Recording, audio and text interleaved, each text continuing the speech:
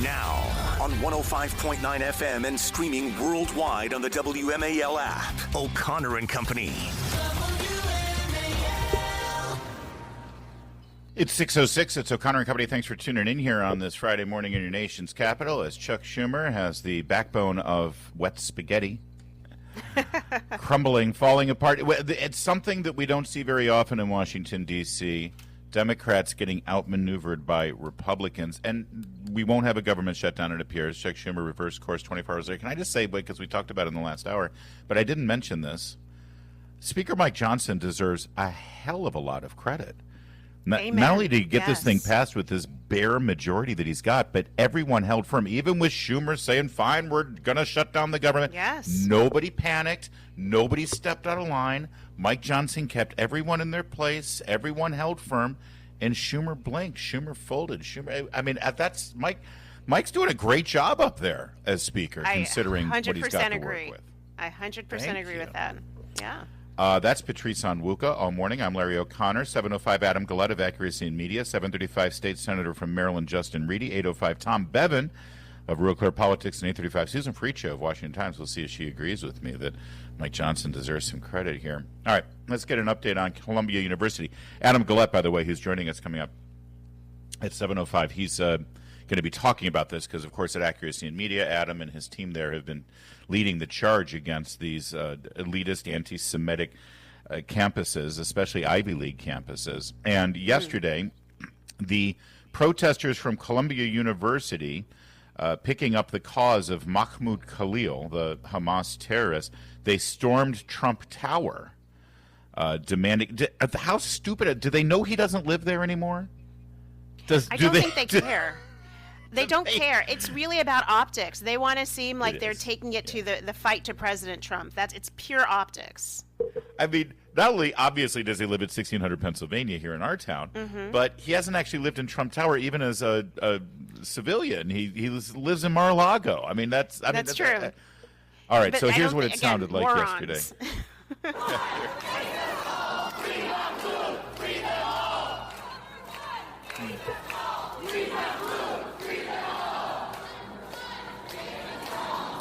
There you go. All with matching T-shirts, matching printed signs. All funded, all coordinated to trace the money probably back to Iran. 100 people arrested over this this Palestinian born in Syria, actually, who is not even a Columbia student anymore, even though he was living in campus housing, who coordinated these anti-Semitic and anti-American protests, who is now detained by ICE and is facing deportation. Someone pointed out, before I hand it over to you here, Patrice, somebody pointed out, Democrats have taken up his cause. AOC, Ilhan Omar, the Senate Judiciary Committee, they've all said, free this man, free this man. These same people have said nothing about an American-born Jewish hostage held by Hamas since October 7th. They're not taking up his cause. They're not taking up the cause of an American citizen who is being held by hostages. Held as a hostage, by these same terrorists. But they've taken up this guy's cause, who is being detained lawfully and is facing deportation legally because of his status as merely a legal resident in this country, which I saw somebody who is a legal resident or has since become a legal citizen, went through the legal process. But when she was a green card holder, she was told by the immigration officials and by the judge that was okaying her green card, you are subject to deportation based on your political activity in this country. He even warned her, this woman shared this on X, but be careful of what kind of petition you signed your name to. Wow. Be careful for you. You are subject to deportation if the federal government deems you to be in some way undermining our official policies, because you are a guest here. And this guy absolutely legally faces 100% deportation under correct legal grounds. All right. Get off my soapbox on this one. There's more about Columbia University, but go ahead, Patrice. Listen, this student, Mr. Khalil, he's a rebel rouser and a troublemaker. He absolutely does represent, speak for, and incite misinformation to a bunch of students whose minds are very open to whatever seems like it's anti-establishment, seems like it's anti-Trump, anti-conservative, anti-Republican. This guy, it's ridiculous. He's married to an American woman, American citizen, and she's pregnant right now, and so they're trying to set up this case as a sad case of a legal immigrant. Interestingly, I'm seeing the left playing up his legal status. Funny how there's a difference between legal and illegal immigration suddenly. Yeah. It suddenly matters to them because they're representing, they're trying to speak for this guy who doesn't have a right to be here.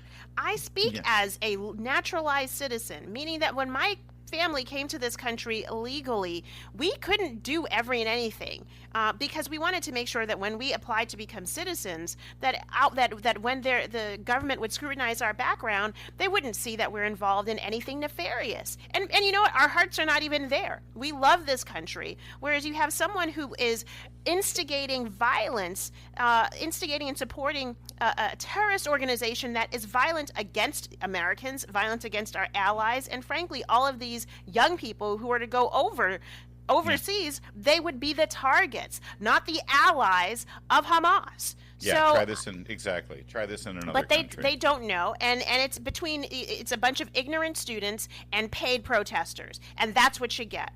We saw that these protests died down. Now they're back, and we know it's all coordinated and motivated. When my wife was expecting, you know what I did? I made sure that I got a good job and I didn't get in trouble with the law. Thank you. That's what a responsible father does. Stop painting him as some sort of victim here. By the way, this is pretty rich. Columbia University expelled several students yesterday for organizing anti-Israel, anti-Semitic protests on their campus. These were the protests that happened a year ago. Okay, so it took them a year. To expel, yes. Not the recent protests. No. These were the ones who laid siege to Hamilton Hall at Columbia University. It took them a year, but they have now expelled several of these students who engaged in this pro-Hamas protest.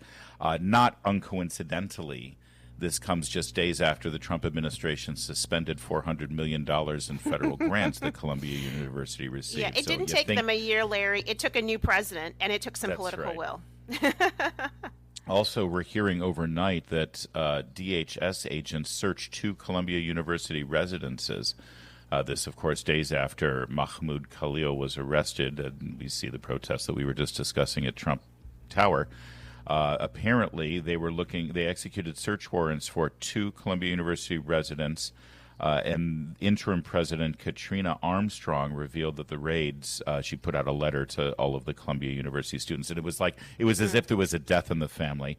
I'm writing heartbroken to inform you that we had federal agents from the Department of Homeland Security in 2 university residences. No one was arrested or detained, no items were removed, and no further action was taken. I love that. She's heartbroken that there are federal agents from DHS there. She's not heartbroken that there's some Columbia University students who are on the radar of DHS because of anti-American activities. But they don't care. Yes, exactly. They really don't care. But that happened overnight last night. We're just waking up to that news. But there's a little bit more out of Columbia University that I want to share with you. It has to do with a former heralded member of the Columbia University. She's a United Nations judge. She was a Columbia University Human Rights Fellow, and she's just had a run-in with the law. She's been found guilty of slavery. Gosh. Of owning a slave. A Columbia University Human Rights Fellow has been arrested for owning a slave, and we're going to give you those details in just a moment. It's 6:15. WMAL traffic and weather every 10 minutes. First on the fives. WMAL, making sense of the news. Live. What in the heck is going on at Columbia University? We're going to ask Adam Gullett coming up at 7:05. You saw the protests as these hooligans stormed into Trump Tower, completely organized, funded, paid for. At this absolutely. protest. This is over Mahmoud Khalil, where Democrats are willing to die on this hill for this guy. Then you heard about the DHS agents overnight investigating 2 of the university residences, potentially looking for more anti-American activity and people who are undermining the policies of this nation. Also, you had the university finally a year later expelling several students who were involved in the anti-Semitic, anti-American protests last year on behalf of Hamas. And now there's this. A former Columbia University human rights fellow and a United Nations judge was convicted yesterday of trafficking a young woman to the United Kingdom and forcing her to work as a slave. This is Ugandan Judge Lydia Mugambe. She's 49 years old, and according to the report at the Washington Free Beacon, she exploited and abused the victim, forcing her to work as an unpaid maid and caregiver while barring her from seeking other employment. The jury found Mugambe guilty of multiple offenses, including facilitating illegal immigration, forced labor, witness intimidation. That's according to the UK Independent. She's been convicted of slavery, and she was a human rights fellow at the Columbia University. Patrice, you can't make this up. Let me one up just a little bit on this lady. She was given the prestigious Vera Chirwa Human Rights Award in recognition of her work in her contributions in South Africa toward socioeconomic rights of the vulnerable and ensuring gender-based justice in Africa. Like you can't make this up. And by the way, this award is linked to the United Nations. So that just explains everything. Yes, you didn't tell me that. See, if you're on the right side of the gender issue, you can keep a slave. I mean, we have our priorities. Listen, she's giving a woman some economic opportunity. Unfortunately, it's unpaid, but maybe the slave would work their way into. Well, it's like an internship, really. I mean, come on. By the way, among us? At my Center for Economic Opportunity at Independent Women, we pay our staff, we pay our interns, and I'm not keeping slaves. But it's not just I'm not keeping slaves. Well, thanks for clearing that up. We didn't. Well. You know, but this is the sad part. A lot of these human rights advocates are a bunch of they're a farce. They don't care about human rights. They just pat themselves on the back, and meanwhile they're mistreating their domestic help. It's disgusting. But frankly, we can go back a few hundred years and look at the fact that a lot of African countries or colonies at the time, or tribes at the time, sold their own countrymen or other free Africans into slavery to the Caribbean, to the colonial Americas, to the Europeans. So slavery is not a new thing to a lot of folks. It's just that if you are a white slave owner, you get pilloried.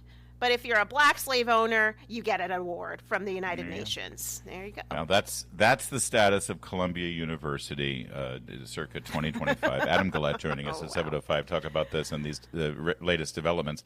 And yes, I do want to reiterate.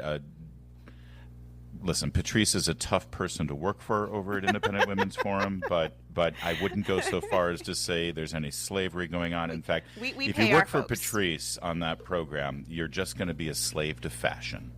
It's 6:22. Now on 105.9 FM and streaming worldwide on the WMAL app. O'Connor and Company. It's 6:37. It's O'Connor and Company. Thanks for tuning in here on this Friday morning in your nation's capital as we finish up this week and launch you into the weekend the right way. Better informed than you were before you turned on the radio, and hopefully in a better mood. Coming up at 7:05, Adam Gillette of Accuracy in Media will give us his perspective on the crumbling infrastructure at Columbia University as their anti-Semitic ways are displayed for everyone to see. 7:35, Maryland State Senator Justin Reedy, tax hikes out of Annapolis. 8:05, Tom Bevan, Real Clear Politics. And then at 8:35, Susan Friccio, Washington Times, on what happened behind the scenes for Schumer to crumble and cave to the Republicans on the continuing resolution. I'm Larry O'Connor alongside a groovin' Patrice Onwuka. Good morning, Patrice. Good morning. Happy Friday. Happy Pie Day. Yes, indeed.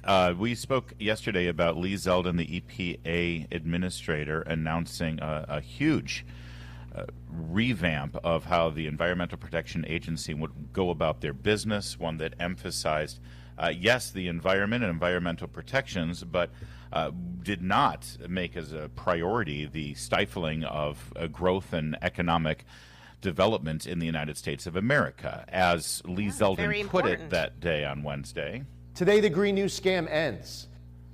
The Green News scam ends. Amen to that. Well, of course, over on CNN, they acted like their hair was on fire. And their chief climate correspondent, Bill Weir, he's their expert on all things climate and environment and what have you.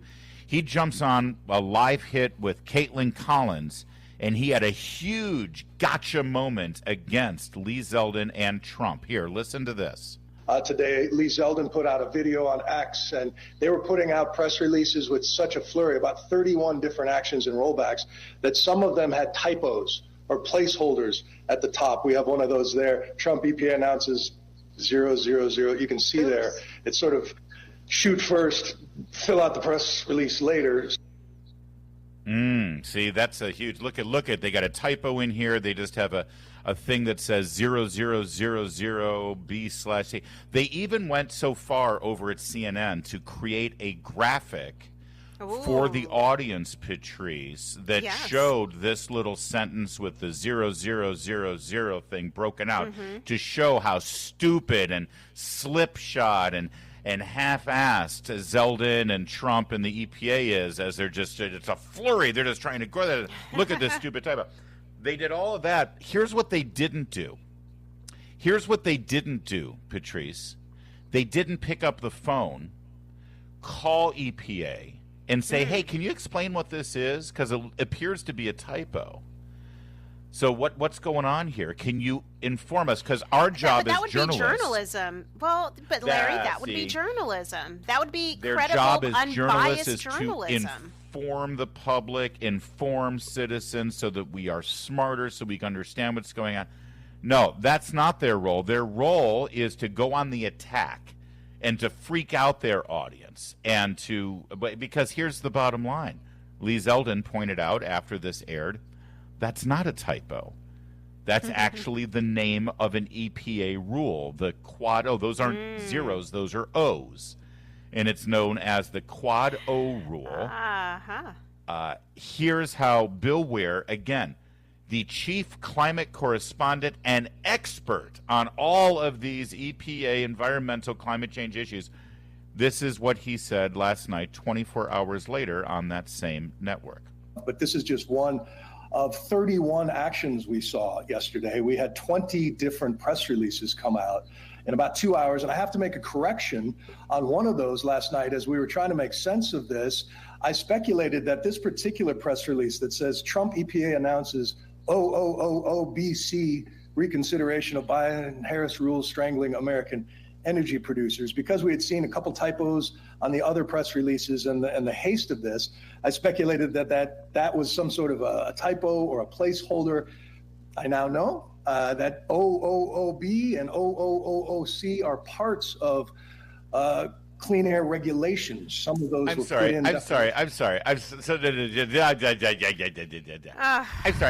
I was speculating, and they had all these other typos. It's funny. He doesn't show me any of the other typos that he claims they have.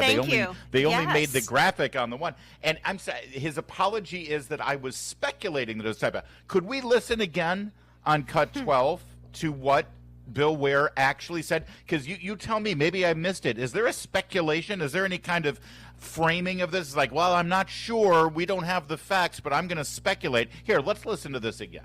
Today, Lee Zeldin put out a video on X, and they were putting out press releases with such a flurry, about 31 different actions and rollbacks, that some of them had typos or placeholders at the top. We have one of those there. Trump EPA announces 000. You can see there. It's sort of shoot first, fill out the press release later. Patrice, did I miss it? I missed him saying that he was merely speculating. I missed that. No, he was very clear that he said that that was a typo or a placeholder, and what he mistook for the letter 0, he mistook it for the letter O, he mistook as the number 0, and he kept saying 000. For the chief climate reporter on the beat at CNN, he should be embarrassed that he never actually just Googled. Why not, if you even think it's a typo, yes. Why not start with Google, see if there is maybe there's an explanation, and then, to your point, call up the agency before you jump on. But they're not about telling the American people or whomever is watching CNN, hey, I watch it from time to time to hear what they're talking about. But they're there to present misinformation and disinformation. I mean, I guess at least we could say he came on and corrected the record, but it's probably because everybody else, but Lee Zeldin had to correct the record for him, so there is no way around going around that on-air correction. He needed to do it. Another faceplant for them. Many more to come. Yeah, it's the bottom line is CNN's job right now, as they see themselves, is not to inform and educate and report information to their viewers. It's to freak them out. It's to frighten them. If you only get your news from CNN and you didn't see the correction and all you saw was Caitlin Collins' show on Wednesday night, then you would think that the EPA is making that they're amateurs, that they're terrible, that they're making your air dirtier and your water dirtier, and you're all going to die and your children are going to die. And that's the point. That's the goal. That's what exactly CNN wants you to think, because they're not a news organization anymore in any stretch of the imagination. Jake Tapper must be so proud. It is 6:44. WMAL, more than just politics, because laughter is the best medicine. Download the WMAL app to stream us for free. Patrice, it is Pi Day, March 14th, 3/14. Exciting. I have a home in my neighborhood. I walk or run or ruck my neighborhood often as a part of my exercise routine. And one of the homes has the address 314. And okay. on their mailbox, they just have a symbol, the pi symbol. It's very cute. I've always appreciated that, actually. Now, the question is, how many people like you get that reference? Well, that's the question. I don't know. I'll be honest. The first time I saw it, I had to do a double take, and then I figured it out. So Pi Day is, I guess, a big thing. See, when I think of pie, I think cherry, I think blueberry, I think maybe a little coconut cream. But apparently, Pi Day has sort of been taken over by the Italians, as this is Pizza Pi Day. And there's a lot of places offering $3.14 Pi Day deals here in D.C. Acme Pie Company in Arlington, all slices in store. If you eat them in store, sold for $3.14. AP in Pizza in Bethesda, free triple chocolate chip cookies. Mia's Italian Kitchen, they'll give you buy one get one for a small pizza for $3.14. Oh, nice. See now here the Pie Shop in Washington D.C. on 8th Street Northeast. Yeah. Apparently this is actual pie, not just pizza pie. You'll get sweet slices on sale for $3.14, but only during Pie Happy Hour. There's a Pie Happy Hour, Patrice, and it starts at 3:14 p.m. Only one slice per customer. But there's a lot of strings attached there at the Pie Shop. Come on now. Just own the day. Pizzeria Paradiso on P Street Northwest. Yeah. They've been around for 30 years. They're giving guests $3.14 off a large pizza. I think that's actually probably a very good deal. That's not bad. Yeah. And look, if you want some real pie, the Milk Bar in Logan Circle, they're saying buy one Milk Bar pie and you can get another one for 25% off. Well, that's probably better than $3.14 off. We'll see. But I shared all of the links to a lot of these deals at Patrice Pinkfile on X.com. So you go out and check these places out here. If you're going to eat some pizza today, why not get a little bit of a discount? There's some other things, too. There's apparently a Pie Day festival going on at 5 p.m. with a kids' pie eating contest for children 7 to 10 and an adult pie eating contest 16 and older starting at 6 p.m. That's at the 1310 Kitchen and Bar. Is that right? I just want to make sure I send everybody to the right place here. That's in Georgetown. And There's also, I like this, Mathnasium, where you go to get your kids tutored if you need to. Yes. They are, hold on. Camp in Tyson's Corner, all right, Family Activity Center in Tyson's Corner, is teaming up with Mathnasium for a free Pi Day celebration. Families can book a Pi Day slime bar appointment, enjoy free pizza, hands-on activities, beaded bracelet crafting, face painting, temporary tattoos, and lucky winners, they're going to do a sweepstakes. You get $3,140 educational scholarships and a $314 camp gift card if you win the sweepstakes. So lots of pie stuff going on. Are you going to do anything special to commemorate Pi Day? Well, listen, tonight is Pete's family pizza night. I'm going to check out. I'm going to call my local pizza shop where we go and see if they're offering a pie deal. And if not, maybe we'll go to one of these other locations. This is a Friday in Lent, and Catholics are obliged to eat fish and chips, I think. However, oftentimes, you don't. It's funny. Everybody thinks, oh, it's a Friday in Lent, so I have to eat fish. No, that's not the rule. The rule is you don't eat meat, right? So you can have a beautiful giant cheese pizza. Okay, there you go. Or veggie pizza too, right? No. I like dating girls. Okay, so I'm not going to have a veggie pizza. Oh no! Men don't eat veggie pizzas. Come on now, Larry. If you want to keep your girlish figure, you better eat that veggie pizza. Yeah. The best way to stay fit and trim is to pick the right kind of pizza to gorge yourself on.